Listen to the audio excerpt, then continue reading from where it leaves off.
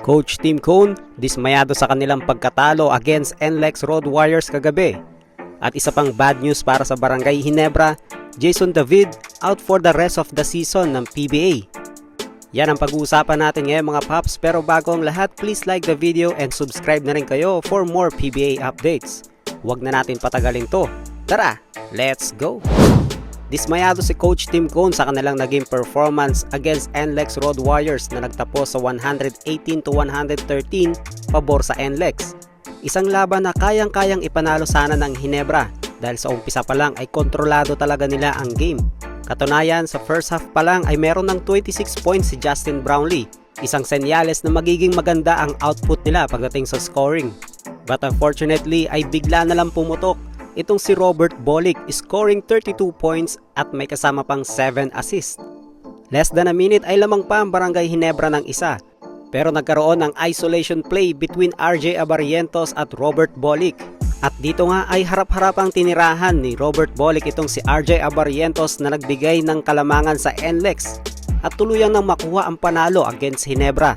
At masayang ang magandang performance ni Justin Brownlee na tumapos ng 46 points.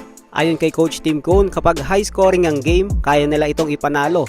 Pero pagdating ng last 2 minutes ay dito na bumigay ang Ginebra. Hindi na pumapasok ang kanilang mga perimeter at nawawala na rin sila sa depensa.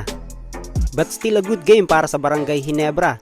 Medyo kinulang lang talaga ng support sa kanilang mga locals. At isa pang bad news para sa Barangay Ginebra fans, Jason David out for the rest of the season. Kung ating nga matatandaan ay na-injury itong si Jason David against Macau Black Knights. At ito nga ay na-diagnose as an ACL injury. Kailangan ngang sumailalim sa surgery itong si David, kaya naman buong season siyang hindi makakapaglaro para sa Barangay Ginebra.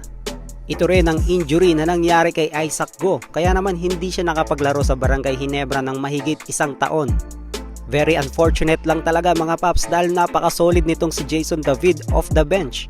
Yung mga hustle plays at yung impact na nabibigay niya sa Ginebra kapag siya ay nasa loob ng court. So ayun, get well soon na lang para kay Jason David. Sa linggo, March 29 ang susunod na laban ng Barangay Ginebra against Converge Fiberxers. Kaya naman keep in touch mga paps, like the video and subscribe na rin kayo for more PBA updates. This is Gel Pops TV, see you again para sa ating next video. God bless!